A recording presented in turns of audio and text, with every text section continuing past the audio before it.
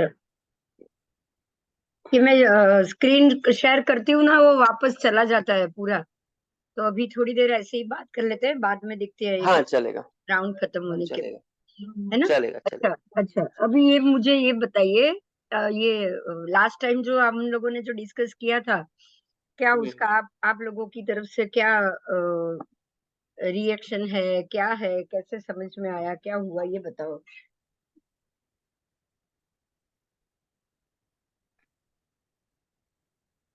आपने last time बताया था कि मतलब बाकी सब प्लैनेट्स की पोजीशन क्या है हाँ। कंपेयर टू मींस अर्थ, हाँ। कि किस तरह से है। पहले हम लोग समझते थे ऐसे गोल है, तो हाँ। लेकिन लास्ट टाइम आपने बताया कि ये एक एक के ऊपर एक ऐसे इस तरह से है। हाँ। तो ये और वे, ये आप, हाँ, ये आपको ये सिचुएशन समझ में आ गया, जैसे हाँ जमीन। हाँ, हाँ, जमीन नीचे है, एक के ऊपर एक के ऊपर एक और एक के ऊपर एक ऐसे जा रहा है। ऐसे जा रहा और है। ध्रुव ध्रुव तारा सबको कनेक्ट करके रखता है। इट इज लाइक हाँ। फाइन, कि हम्म। मतलब किसी को भी अपने एक्सेस से भटकने नहीं देता, और हाँ। वो हाँ। सबको कंट्रोल करता है अपनी जगह पे रखने के लिए। हाँ, बराबर बराबर, ये एक बढ़िया बात थी जो इन लोगों की।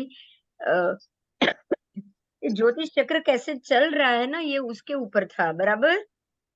हाँ हाँ, हमारा ज्योतिष चक्र किस प्रकार से मूवमेंट ले रहा है, कैसे चल रहा है, ये पूरा फोकस उसके लिए हम्म, किया हुआ है। अब देखिए, हमको हाँ ये तो पता है कि ये ग्रह नक्षत्र घूम रहे हैं और हम लोग स्टेबल है, बराबर। हाँ तो अगर इतनी स्पीड से अगर आप घूमते या इस प्रकार से होते, तो अब हमको ना सबसे पहला एक पॉइंट दिमाग में लाना है। जो एनवायरनमेंट पृथ्वी पे है, वही एनवायरनमेंट ये ग्रह के ऊपर नहीं है। हम्म, ये चीज को हमको लेक पकड़ के चलना है कि जो एनवायरनमेंट, जो एटमॉस्फेयर, जो पानी, हवा, ये सारा मिलके जो अ, अ, अब बोलते हैं ना, हमारे आसपास का जो वायुमंडल बनता है, ऐसा वायुमंडल आपको ये सारी प्लेनेट के ऊपर नहीं है। ये तो कंफर्म हाँ है ना। नहीं तो हमारे जैसा जैसा, जैसे देखो, ये चंद्रयान गया, मंगलयान गया, उसने बहुत सारे ये ग्रहों के ऊपर को चारों तरफ वो घुमा है। इसी चंद्र के ऊपर वो चारों, और वो परिक्रमा ले रहा है। मंगल के ऊपर भी उसने परिक्रमा ली थी, बराबर। हाँ इससे पहले भी कह रहे हैं, चंद्रयान जो भी 2 गए हैं, उन्होंने भी परिक्रमा ली थी, राइट। वहां उनको ना कोई इंसान मिला, ना कोई जानवर मिला। ये तो 2 में से कुछ नहीं मिला, ये कंफर्म है। हाँ, कोई जीव नहीं मिला। हाँ, कोई जीव नहीं मिला है। तो यहाँ सबसे पहला क्वेश्चन ये आएगा, अब अगर हम वैदिक चीज को ध्यान से समझ रहे हैं, तो हमारे लिए सबसे बड़ा और पहला क्वेश्चन ये आता है कि अगर हम इसको, पृथ्वी को हवा में समझे, या ये सारे ग्रह उसकी एक लाइन में समझे, तो सबसे पहला ये क्वेश्चन आएगा कि क्या जो एनवायरनमेंट, जो जीव सृष्टि पृथ्वी पे है, वो ये इस पे, ये सब बाकी की उसकी लाइन में ही है, एक लाइन में ही चल रहे हैं, बराबर। हम्म। डिस्टेंस बता रहे हैं, बाकी लाइन तो एक ही है ना। हाँ, लाइन एक ही है। लाइन एक ही है, हाँ, बोलिए बोलिए, और क्या है बताइए। लाइन एक ही है, और सबको ध्रुव तारा कंट्रोल कर रहा है। सबसे कि ऊपर ध्रुव वो तो तारा है, बराबर, पर एक हम वो दूसरी, नॉर्थ डायरेक्शन में। हाँ, हम एक दूसरी ऐसे ही सोच रहे हैं कि अगर मान लो कि सब एक लाइन में है, तो एक ही जैसी चीज सबके प्लेनेट के ऊपर होना चाहिए कि नहीं, अगर पृथ्वी भी प्लेनेट ही है तो। बराबर। ये लेकिन बड़ा नहीं है। मुद्दा, ये बड़ा मुद्दा है कि अगर ये भी, अगर ये है तो इसका वातावरण अलग है, इसका वातावरण अलग है, हर एक ग्रह का वातावरण, ये पॉसिबल नहीं है। हाँ बात समझ में आ रही है। ये सारे हवा में लटक रहे हैं, मतलब कि सारे जीरो ऑक्सीजन लेवल पे लटक रहे हैं। पृथ्वी भी वही जीरो ऑक्सीजन लेवल है, इसका भी जीरो ऑक्सीजन लेवल, पृथ्वी के अंदर वायुमंडल, ये तो कैसे पॉसिबल है, आप सोचो तो सही। आपको बात समझ में आ रही है मेरी, मैं क्या कह रही हूँ। हाँ, पृथ्वी के अंदर का वायुमंडल अलग है। पृथ्वी के अंदर का वायुमंडल अलग है, मैं समझ रही हूँ, लेकिन वायुमंडल एक में अलग हो और एक में अलग हो, ये कैसे पॉसिबल है, पहले तो ये बताओ। आपके लिए यहाँ ही सबसे बड़ी बात आएगी कि क्या सच में पृथ्वी हवा में है। सबसे पहला ये हाँ, प्रश्न है, देखिए। अब इस आपको ये पता चल चुका है कि शास्त्र ने ये कहा है कि वो ध्रुव तारा सब प्लेनेट को कंट्रोल करता है, बराबर? हुँ, हुँ, बराबर, ये सारे ध्रुव तारे से कनेक्टेड है, ध्रुव तारा ही घूम रहा है और ये सबको घुमा रहा है ज्योतिष चक्र में। ध्रुव तारा घूम नहीं रहा है, लेकिन ये सबको जरूर घुमा रहा है, बराबर? ध्रुव तारा तो स्टेबल है उत्तर में ही। आवाज कहाँ से आ रही है? जरा आवाज बंद कर दीजिए। हाँ, ध्रुव तारा स्टेबल है और बाकी सबको घुमा रहा है, ये आपने जान लिया। अब मैं ये बताऊंगी कि जो लेवल पे हम सब घूम रहे हैं, सबकी स्थिति एक होनी चाहिए। क्योंकि जो लेवल जितनी आप ऊंचाई पे, ये ज्योतिष चक्र है, कुछ लाखों योजन ऊंचाई पे बोला गया है। जैसे आप घूम रहे हो, एक बात ध्यान से सुनिए कि जो एनवायरनमेंट सारे प्लेनेट पे है जो घूम रहे हैं, वही एनवायरनमेंट एक समान सबके ऊपर होना चाहिए। बाहर का एनवायरनमेंट तो एक जैसा होगा ना, तभी सब घूम रहे हैं ना। हाँ, यूनिवर्स का जो एनवायरनमेंट है वो सेम है। हाँ, यूनिवर्स का एनवायरनमेंट अगर सेम है तो प्लेनेट का भी उसी जगह का एनवायरनमेंट सेम क्यों नहीं होगा? होगा कि नहीं होगा? हुँ, होना तो चाहिए लेकिन होना तो चाहिए, बस बात यही है। अब मैं आपके दिमाग में ये क्वेश्चन आया कि ये होना तो चाहिए, मतलब ये होना चाहिए हुँ, कि अगर पृथ्वी का जो ये एनवायरनमेंट है, ये बाकी सबका भी यही होना चाहिए, बराबर? इमीडिएट पृथ्वी का नहीं, लेकिन जो यूनिवर्स का एनवायरनमेंट है वो सभी के लिए सेम है, क्योंकि जिस तरह से प्लैनेट बने हैं या कोई भी स्टार फॉर्म होता है, उस सबकी जो विधि है एक ही तरह की है, प्रोसेस एक ही तरह का है, अलग अलग नहीं है। तो इससे पता चलता है कि जो यूनिवर्स का एनवायरनमेंट है वो सेम है। पहले मेरे को एक बात बताइए, अभी ये आपने जो बनी है वो मुद्दे पे आ रही हूँ मैं। हाँ, हाँ, फॉर्मेशन हुआ है, अर्थ का फॉर्मेशन हुआ है, हाँ, ऐसा समझ रहे हैं आप, राइट? हाँ, अर्थ या किसी भी प्लैनेट का सबका अब एक बात फॉर्मेशन का समझिए। जो प्रोसेस है। हाँ, अभी अभी यहीं पे एक बात समझिए, मैं सिर्फ अर्थ के ऊपर आ रही हूँ। हम्म, आपको ये पता है कि ये कलयुग, सतयुग, द्वापर युग, त्रेता युग बार-बार रिपीट हो रहा है, ये आप जानते हो, राइट? हाँ मैडम। और 7वां मनु तो चल रहा है, 14 मनु होंगे, उसके बाद हम्म, अर्थ का ऐसा होगा, आप ये कह रहे हो? हम्म। नहीं नहीं, मैंने तो सिर्फ फॉर्मेशन के बारे में कहा नहीं, था। मैं वही ये कह रही हूँ, मैं वही मनु कह के रही हूँ। बारे अगर फॉर्मेशन हो रहा है, तो क्या ये एवरेज 4 युग के बाद फॉर्मेशन हो रहा है? में। नहीं, बहुत मुझे नहीं सिंपल। लगता कि फॉर्मेशन होता है, सिर्फ कंडीशंस चेंज हो जाती हैं। बस देखिए, अब आप सबसे बिग मुद्दे पे आए हो कि पृथ्वी तो यही की यही है, ग्रह भी यही के यही है, खाली सिचुएशन में हाँ, बदलाव आता है। हाँ। अच्छा, उसमें भी पृथ्वी जहाँ पे जीव सृष्टि है वहीं पे बदलाव आएगा, जहाँ जीव जीव सृष्टि नहीं है वहां क्या बदलाव आएगा, सोचो। नहीं, वहाँ पे मतलब जैसे अभी आप बोले बहुत बड़ा भूकंप आ गया या बहुत कुछ हो भी गया, तो वहाँ कोई फ़र्क नहीं पड़ता क्योंकि वहाँ पे जीवन है ही नहीं। जीवन है लेकिन ही पृथ्वी नहीं। पे जैसे हाँ, बहुत और बड़ा वहां फ्लड आया तो अभी अभी एक वीडियो चलाया था मैंने, शायद गोपाल जी थे, आप तो नहीं आए थे, उससे पहले मैंने एक वीडियो चलाया हाँ, था। वो वीडियो में, वो वीडियो तो है पुराना, लेकिन अभी आजकल में ही वो, क्योंकि अब चंद्रयान का आ रहा है तो सारे चंद्रयान की हुँ, डिटेल आएगी हाँ, हाँ। ना। तो वो हुँ, हुँ। वीडियो में स्पष्ट रूप से ये बताया गया है कि हिमालय जितने बड़े बड़े खड्डे चंद्र के बिंब पर दिख रहे हैं।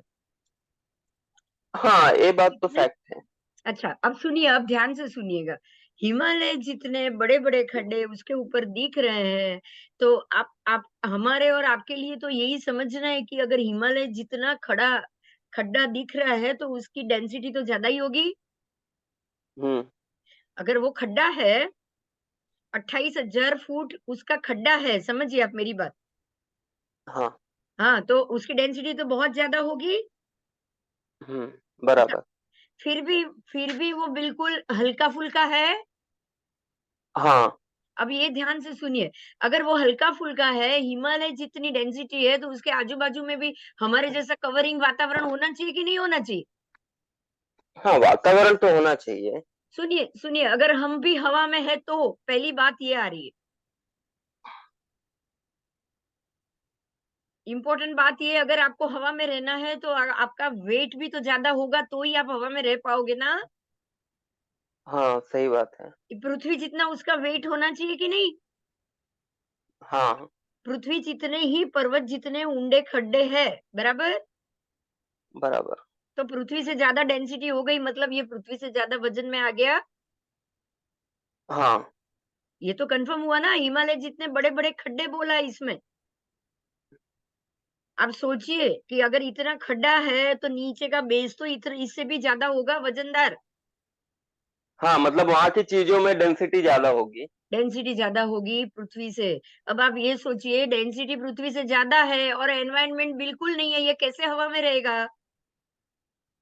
हाँ, कुछ ना कुछ तो एनवायरनमेंट होना चाहिए। एनवायरनमेंट होना ही चाहिए, आप समझिए अगर मुझे हवा में चाहिए ना, आप एक गोले को किसी वज़नदार चीज़ को हवा में रखना चाहते हो तो उसके आजू-बाजू आपको वायु का वातावरण देना पड़ेगा, वो अपने आप हवा में तैरेगा। हुँ, समझ में आ रहा है? एक गोला बनाओ उसको, किसी भी चीज़ को एक गोले के अंदर डाल दो, उसको हवा में छोड़ो, तो ही आप हवा में उड़ पाओगे ना, बताओ।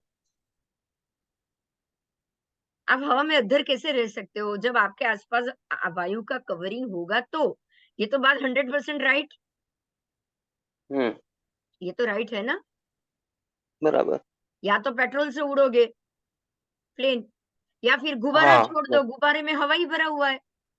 गैस बराबर। गैस लिथियम गैस भरा है आप गुब्बारे में तभी ऊपर जा रहा है ना? हुँ, सोचो, अगर गैस अंदर कोई वज़नदार भरोगे तो भी ऊपर जाएगा कि नहीं? जाएगा लेकिन जाएगा। अगर लिथियम भी भरा होगा तो भी ऊपर जाएगा, राइट? बराबर। हाँ, अब देखिए ध्यान से सुनिएगा कि अगर आसपास का लिथियम या ऐसा कोई कवरिंग होगा ना, तो ही वो हवा में रह पाएगा। तो यही कवरिंग, यही चीज़ आपको सारे ग्रहों पे भी मिलनी चाहिए। हाँ, मिलनी चाहिए कि नहीं मिलनी चाहिए? हाँ, मतलब बराबर ये मिलनी हो रहा चाहिए। है कि जो हमको जो वातावरण आप ये सोच रहे हो कि पृथ्वी के आजू-बाजू ये लिथियम गैस है, ये गैस है या O3 है, O2 है, उसी के कारण वो हवा में लटक रही है। अगर आप ये समझ रहे हो पहले तो हवा में लटकने की बात सोचो, जीव की बात हम बाद में करेंगे। हवा में लटकने के लिए भी आपको चाहिए कि नहीं वायु का वातावरण? चाहिए कि नहीं? हाँ, चाहिए। और यही वातावरण अगर ग्रहों पे के ऊपर होता है तो क्या ये आप जैसे हम लोग घूम रहे हैं वैसे वहाँ नहीं घूम सकते थे? अपने आप जीव तो होगा ना, देखो ये वातावरण के कारण जीव उत्पन्न होते हैं। जीव किसके कारण उत्पन्न होते हैं ये बताओ? ये तो वातावरण का सपोर्ट मिलना चाहिए ना, तब कोई पैदा होगा। तब कोई पैदा होगा, बराबर। अगर पैदा तब मतलब ये हो रहा है कि जैसा वातावरण का सपोर्ट पृथ्वी को है वैसा ये ग्रहों को नहीं हाँ, ये तो है। है। ये कन्फर्म हुआ। अब दूसरे मुद्दे पे आते हैं कि सृष्टि में कभी भी उत्पन्न होना या पूरा नाश होना ये पॉसिबल नहीं है क्योंकि युग तो चलते ही रहेंगे। हाँ, बराबर। और हर एक युग में ध्रुव तारा तो वही का वही है, प्लैनेट भी चल रहे हैं। वो खाली हुँ, सतयुग बदलता है, द्वापर युग बदलता है, त्रेता युग बदलता है और कलयुग बदलता है। हुँ, देखिए ये कंडीशन है। अब आप ये सोचिए कि खाली युग बदलेगा और बाकी प्लैनेट पृथ्वी भी वही की वही है और प्लैनेट भी वही के वही है, ध्रुव तारा भी वही के वही है। ध्रुव तारा में भी नाम बदलता है, आपको पता है? हाँ, समय-समय पे वहाँ पे ध्रुव तारे का नाम बदलता है। तो पृथ्वी भी वहीं पे है, प्लैनेट भी वहीं पे है, सब वहीं पे वही है, तो फिर नाश और उत्पत्ति हुई कैसे ये भी बता दो?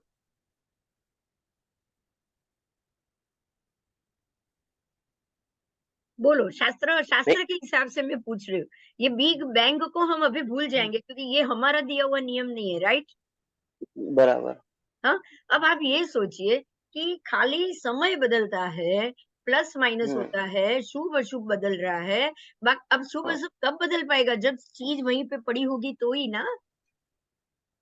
हाँ, मैंने वही कहा ना कि जैसे ये युग बदलता है, तो मतलब ऐसा नहीं है कि सब कुछ ब्लैंक हो जाता है, सिर्फ़ लोग बदलते हैं, लोगों की टेंडेंसी बदलती है और ऐसे चेंजेज़ आते हैं। लोगों की प्रकृति बदलती है, हाँ, लोग घर हाँ, जैसे काटते अभी हैं। द्वापर से कलयुग आया, तो हाँ, ऐसा नहीं हुआ कि पूरी मानव सृष्टि खत्म हो गई, बस सिर्फ उनकी युग बदला और फिर उसके बाद लोगों की टेंडेंसी बदलने लगी। टेंडेंसी भी बदलने लगी और खास करके ये बदला कि उनके शरीर की शक्तियाँ बदली। हाँ, तो वो तो ऐसे धीरे-धीरे चेंज आते जाता है ना हाँ, बस लोगों में। अब हमको यहीं पे समझना है। देखिए, पृथ्वी में जो चेंज आ रहा है, बाकी कोई प्लैनेट में कोई बदलाव नहीं आ रहा है। हुँ, अब हम ये समझेंगे, बराबर? ये हाँ, कन्फर्म है कि नहीं? बोलो। बराबर। जो पृथ्वी में बदलाव आ रहा है, वो बाकी किसी के अंदर बदलाव नहीं आ रहा है। इसका अर्थ ये हो गया कि पृथ्वी जहाँ पे है, बाकी ये सारी चीज़ उससे दूरी पे, बहुत ज़्यादा ऊँचाई पे, अलग-अलग स्फेयर पे, क्योंकि अलग-अलग स्फेयर पे होने के कारण ही जो वायु वातावरण पृथ्वी पे है, उसकी और जैसे-जैसे आप ऊँचाई पे जाओगे ना, आपका ऑक्सीजन लेवल कम होता जाएगा। पहले ये तो कन्फर्म है ना, ये भी बता दो चलो। पृथ्वी में ही आप हुँ, देखो, जितनी ऊँचाई पे जाओगे, आज 28,000 फुट की ऊँचाई पे जाओगे, ऑक्सीजन वहाँ ऑक्सीजन कम होते जाता है। हाँ, कम होगा लेकिन है, कम हाँ, होगा लेकिन है, होना तो है। क्योंकि वहाँ भी आपको सबको ऑक्सीजन की ज़रूरत नहीं पड़ती। हुँ, अच्छा, इससे भी आप और ऊपर जाओ। और ऊँचाई पे जाओ, आज 1 लाख योजन अरे किलोमीटर ऊँचाई तक आप फुट तक जाओ, 1 लाख फुट तक जाओ, वहाँ भी जेट हुँ। प्लेन, फाइटर प्लेन तो उड़ते हैं ना? हाँ, कितनी भी ऊँचाई पर जाएँगे तो हाँ, आप वहाँ पे उड़ते हैं और वहाँ से अगर किसी को पैराशूट लेकर कूदना है, तो वो कूद सकता है, बराबर? हाँ, कूदता है। तो जहाँ तक आप पैराशूट लेकर कूद पाओ, वो सारी जगह पर ऑक्सीजन है, नहीं तो आप कैसे कूद पाओगे सोचो? हाँ, बराबर। बिना ऑक्सीजन, बिना हवा पैराशूट तो खुलेगा ही नहीं, आपको पकड़ेगा भी नहीं ना। हाँ? बाकी सारे भी सवाल-जवाब कर सकते हो, हाँ? क्योंकि हमको अभी शास्त्र को समझना बिल्कुल है, ठीक आप बोला सब आपने। हाँ? बिल्कुल ठीक बोला आपने, विदाउट हवा के पैराशूट तो खुलेगा ही नहीं। हाँ, विदाउट हवा पैराशूट भी खुलेगा नहीं और अगर हवा न देखिए ध्यान से और एक और बात, अगर हवा है तो ही आप नीचे आओगे, आपका वज़न वो नीचे लेगा, हाँ, अगर हवा नहीं है ना तो आप तो उधर ही घूमोगे जैसे यान घूम रहा है। बिल्कुल ठीक है। यान जब उसकी बिना वेलोसिटी में घुस जाता है ना, 0 ऑक्सीजन की वेलोसिटी में यान जब घुस जाएगा ना, उसको तो घूमना ही घूमना है, वो नीचे नहीं आने वाला अब। ठीक है। हाँ, बिना तो हवा के बात मूवमेंट होगी ही नहीं। हाँ। और इसीलिए हमको जो बात इम्पोर्टेंट ये है कि जो लेवल पे पृथ्वी है, वो लेवल पे अगर ये सारे ग्रह होते तो जो सिचुएशन पृथ्वी की होती, हवा, पानी, वायु, वातावरण वो हुँ, सारी यहाँ सब जगह पे होती। मतलब ये तय हो गया जो शास्त्र कह रहे हैं कि पृथ्वी तो ज़मीन पे ही है और ज़मीन पे ही ये ज़मीन के कारण ज़मीन पर पानी है। देखिए सबसे पहला इम्पोर्टेंट ये है कि दरिया और पानी, खास करके दरिया। हुँ, दरिया खारा है तो अंदर से ही वायु उत्पन्न होता है। वायु उत्पन्न होने के कारण ही उसमें भरती भी आ रही है। आ रही है कि नहीं आ रही है बताओ? हाँ, पानी बिल्कुल का भी ठीक। मूवमेंट वायु की वजह से ही होगा ना, बिना पानी का क्यों मूवमेंट वायु की वजह से है, पानी का मूवमेंट चंद्र की कला की वजह से है, क्योंकि जब भी जिस समय कला बदलती है उसी समय अंदर भरती आती है। ये और महत्व का मुद्दा है। मतलब ये हो गया कि ऊपर रहकर प्लेनेट ये काम कर रहे हैं, जो पृथ्वी के ऊपर के पानी में वो बदलाव लाए और वो बदलाव आने के कारण जीव सृष्टि है। देखिए ये तीनों आप अभी कनेक्ट करिए। आप ये तीनों चीज़ को कनेक्ट करिए कि एक तो पहली बात है ये चंद्र के कला में चेंजेस आना। देखिए सारे प्लैनेट में नहीं हो रहा है। चंद्र हाँ में जी, बिल्कुल डेली ठीक। चंद्र हाँ, मैंने कहा आपने बिल्कुल ठीक बोला। चंद्र में डेली चेंजेस आ रहा है, वो चेंजेस सारे प्लैनेट में नहीं हो रहा है। सारे प्लैनेट हुँ, वो सिचुएशन में इतने समय से घूम रहे हैं, ऐसे हम बोलेंगे करोड़ों सालों से, वही करोड़ों सालों से वो घूम रहे हैं, लेकिन एक चंद्र ही है, जिसके अंदर बार-बार चेंजेस होता है। हर 24 घंटे में चेंजेस होता है और हुँ, हाँ, ये चेंजेस ही उसके उसके जो किरणें हैं, उसका जो प्रकाश है, उसके जो रेज है, वो रेज के कारण ही जमीन जमीन के वायु, वायु पानी, पानी के अंदर वायु, वो सब क्योंकि खारा है ना, क्षार है, तो उसी में भी वो बदलाव लाता है। हाँ बोल। अ, हाँ एक मिनट करो, एक मिनट। तो ये बदलाव आने का कारण ही तो वही है, बोलो है कि नहीं? हाँ जी बिल्कुल ठीक। हाँ, एक एक मिनट दो जरा, बाकी दूसरों को भी सुनना है, उसको मैं ये लिंक सेंड कर देती हूँ। हाँ हाँ ठीक है। हाँ, एक मिनट एक मिनट, और कोई प्रश्न है तो बोलो तब तक।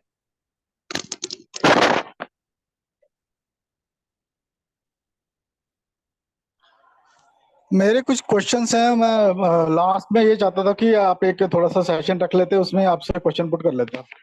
हाँ बस, तो अभी अपना यही तो सेशन है, आप आओ बोलो। तो एक तो सर्वतोभद्र चक्र से रिलेटेड ही था मेरा तो मेन क्वेश्चन भी, जैसे हमने अगर किसी का देखना हो कि उसके बच्चा कब होगा या उसके अपना विदेश कब जाएगा, इस तरह से रिलेटेड जो क्वेश्चंस हैं वो कैसे देख सकते हैं हम लोग, तो उसके लिए कोई ये एडवांस क्या हमें पढ़ना चाहिए? ये जो आपका जो कहना है, ये इसके लिए भी प्लेनेट ही आते हैं अपने कुंडली में। अगर आपको ये जानना है कि बच्चा में जो जहाँ है वहां से बाहर जाएगा नहीं जाएगा, उसके लिए आपको शनि हाँ को हाँ। लेना है। शनि शनि ही इसको कर्म के लिए बाहर लेकर जा सकता है। शनि का संबंध आपका आपकी कुंडली से जो जन्म लग्न है ना, वहां से 12th के साथ होना चाहिए। कहाँ से होना चाहिए? 12th। ओके। हाँ 12th भाव, क्योंकि फर्स्ट हाउस है आप हो, और आपको जो जहाँ हो वहां से दूर ले जाना है, दूर किसी ओके। और जगह कराना है। अगर लग्नेश 12th में जाएगा या शनि की 12th पे दृष्टि होगी तो वो आपको जरूर वहां से बाहर ले जाएगा। ठीक बराबर, ठीक है। तो है। चलो अभी जो हमारा जो फिलहाल जो टॉपिक है उसी के ऊपर आते हैं हम। जो प्रश्न मेरा था, हम तीन चीज को जोड़ रहे हैं। फर्स्ट चीज ये हुई कि एक तो ये सारे चंद्र की कलाओं का बदलना, और वो भी ऐसा हम समझ सकते हैं कि कोई भी प्लेनेट, कोई भी चीज जो खुद एक जीव नहीं है, जीव होते तो आज चंद्र है, 5-10 साल बाद नहीं होता, मतलब वो खुद तो नहीं बदल रहा है, ये बात तो कंफर्म है, राइट? बिल्कुल ठीक है। चंद्र खुद कला नहीं बदल रहा है, कोई और हाँ बदल रहा है। समझ में आ रहा है? कोई और उसकी कला को बदल रहा है, चंद्र खुद नहीं बदल रहा है। और अभी अभी जो चंद्रयान गया, उसने ये उसकी पिक्चर्स ने ये बता दिया कि चंद्र आधा सफेद था, आधा काला था, ब्लैक था। उस समय पे उसका काला होना भी बताया गया था। आपने अगर पिक्चर शांति से देखा होगा तो, कि चंद्र ढक रहा है, चंद्र उससे काले काले भाग से चंद्र का आधा चंद्र काला हुआ है, आधा चंद्र सफेद है। यानी कि ये वध पक्ष की समय था जब ये इसने जब वहां पे लैंड किया। लैंड किया, हाँ। हाँ, तो जब ये वध पक्ष का समय था और जब ये लैंड हुआ है, इस चीज को हमको अब अभी समझना है कि अगर ये वध पक्ष का समय है, तो जो वध पक्ष हम समझते हैं ऐसे काले होने का रीजन क्या है? एक के बाद एक ओके। चंद्र के ऊपर शेड आते रहना, चंद्र काला होते रहना, इसका हाँ। यही चीज है जो उसकी कलाएं बदल रही है। सीधा हम्म। हिसाब है कि उसकी कला बदल रही है। तो ये कला बदलने के पीछे ऐसा क्या रीजन है जिसकी असर सीधी नीचे पृथ्वी में या जहां पे जल हो वहां होती है, ऐसा मैं कहूंगी। बस सभी जगह पे पड़ता है उसका असर। मैं ये नहीं कहूंगी कि पृथ्वी पे हो रही है, जिधर भी जल होगा वहां होगी। वहाँ होगा, बिल्कुल ठीक। जिधर भी जल हो, वायु हो, पानी हो, अग्नि हो, ये सब जगह हम्म। पे होगी जहाँ पे ये सारी चीज है। तो हम्म। आपको और हमको ये मुद्दे पे अभी सोचना पड़ेगा कि ये हम्म। अगर पानी और ये जल की व्यवस्था अगर पृथ्वी पे ही है और बाकी के प्लेनेट पे नहीं है, तो जो सतयुग, कलयुग, द्वापर युग और त्रेता युग हो रहा है, उसका कारण ये है या कुछ और? आज आप है ना ओके। ये सब चीज से देखोगे और डिसीजन लोगे, हम्म। कि ये सब जो पृथ्वी पे जो बदलाव है या चेंजेस है, इसका आधार क्या है? चंद्र तो है बिल्कुल ही ठीक। है, सूर्य भी आएगा। चंद्र तो है ही है कि सूर्य भी आएगा, क्योंकि ये 2 की किरणें हम पे ज्यादा हो रही।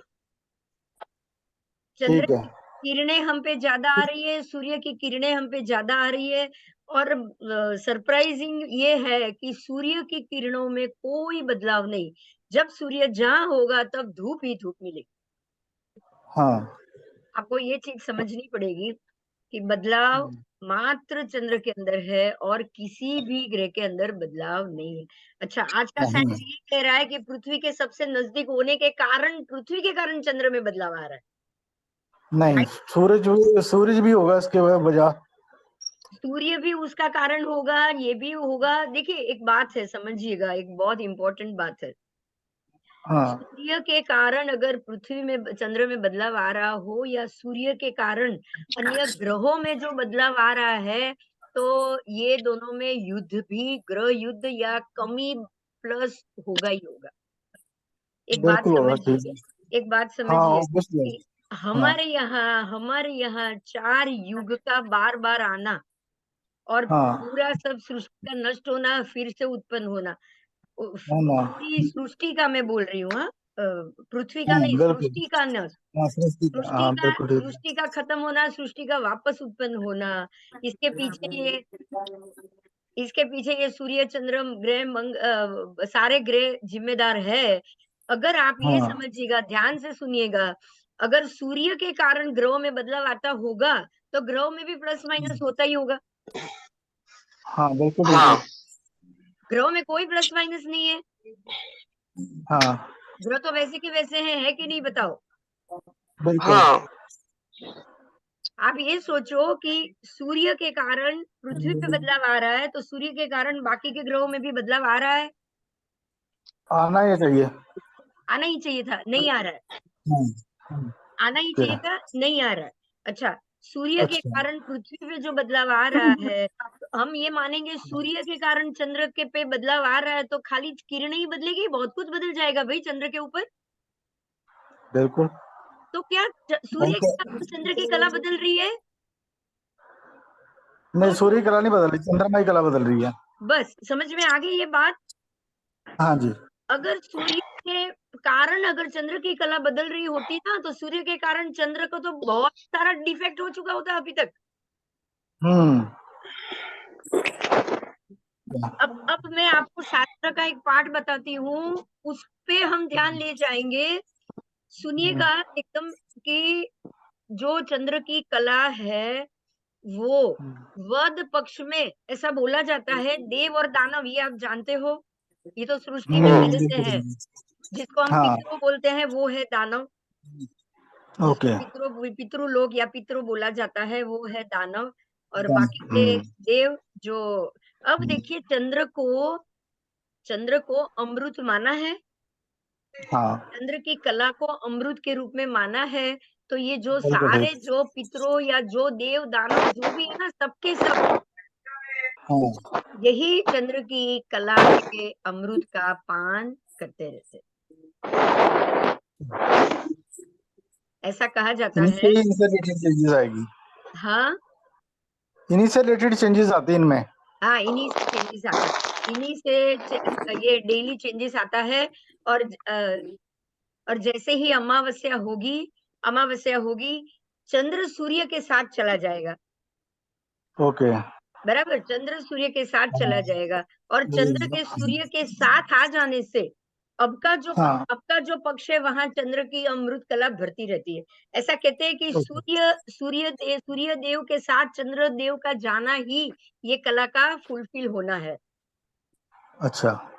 हाँ, ऐसा कहा ठीक है। जाता है कि हम्म। अब अगर चंद्र सूर्य के साथ आ गया, तो अब इसकी कला में मतलब वापस वृ- बढ़ना शुरू हो जाएगी। वृद्धि होगी। हाँ, वापस वृद्धि होना शुरू हो जाएगी। और जैसे ही वापस 15 दिन हो जाएगा, मतलब चंद्र अभी फुल हो गया, अब वापस वो पितरों और देवों ने उसको पीना पान वाना करना शुरू कर दिया। अमास तक सब लोग चंद्र को बिल्कुल उसके अंदर से कला अमृत का पान कर करके उसको बिल्कुल काला बना देंगे। ठीक है। ऐसा ये शास्त्र पाठ है।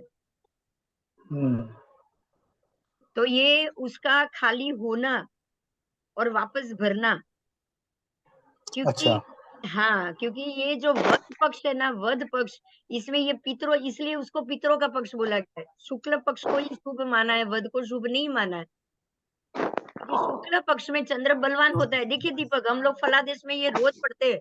हाँ, शुक्ल पक्ष में चंद्रमा पॉजिटिव मानते हैं और कृष्ण पक्ष में चंद्रमा को नेगेटिव मानते हैं। हाँ, तो अब समझ में आ गया क्यों? हाँ, क्योंकि वध पक्ष में चंद्र की सारी कलाओं का रोज पान होता रहता है, रोज पान होता रहता है।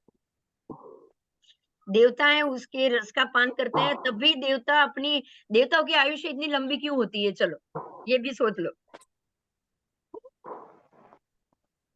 उनको रोज बूस्टर एनर्जी मिल जाती है ना। बराबर।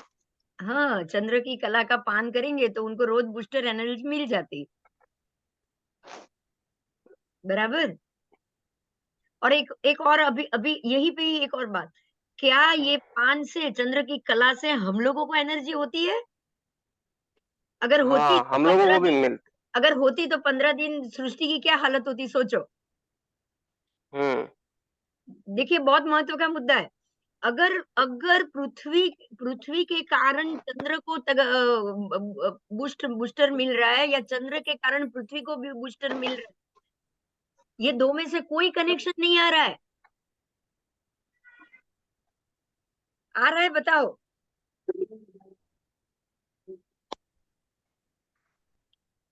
है कोई दोनों में कनेक्शन? नहीं नहीं। क्या चंद्र के कारण पृथ्वी को बूस्टर मिल रहा है? अगर मिलता तो नहीं 15 मिल दिन रहा। पृथ्वी तो खत्म हो जाती।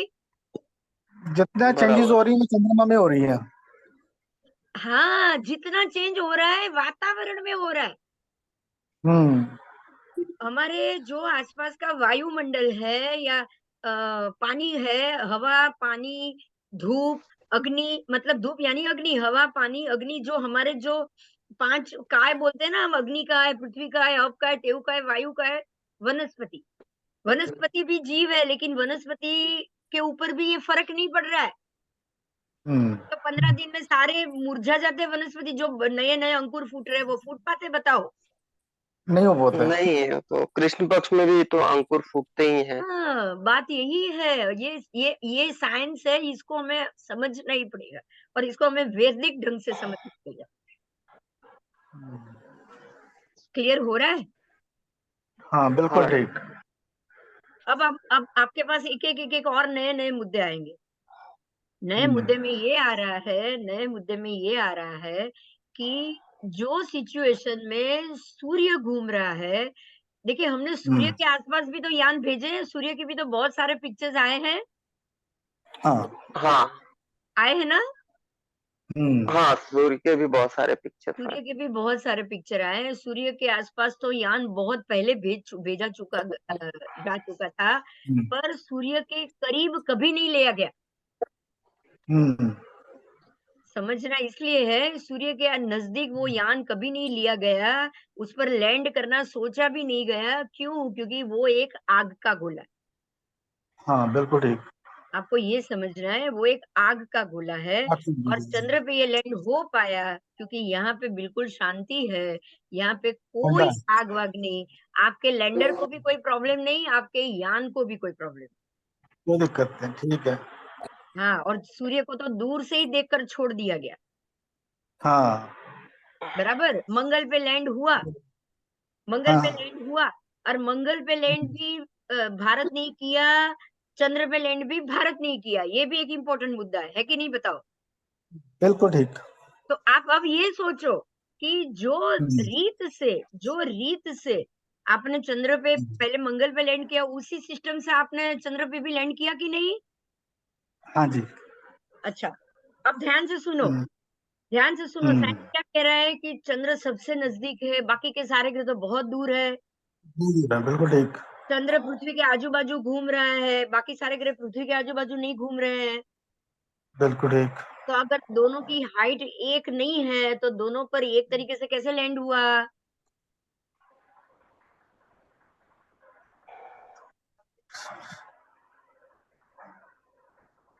ये भी प्रश्न आएगा। हाँ बिल्कुल ठीक। लैंड तो हुआ है, लैंड तो हुआ। लैंड तो हुआ है, इसका ये अर्थ हो हाँ गया कि चंद्र मंगल एक ही सपाटी पे है। नहीं, अलग अलग कक्षा होगी उनकी, अलग अलग होगी, कक्षा अलग डायरेक्शन तो अलग, अलग अलग लेकिन लेकिन लेकिन है ऊपर और पृथ्वी नीचे, ये तो अलग हो गया। होगी। हाँ ये तो हाँ कंफर्म ये हो तो गया। है।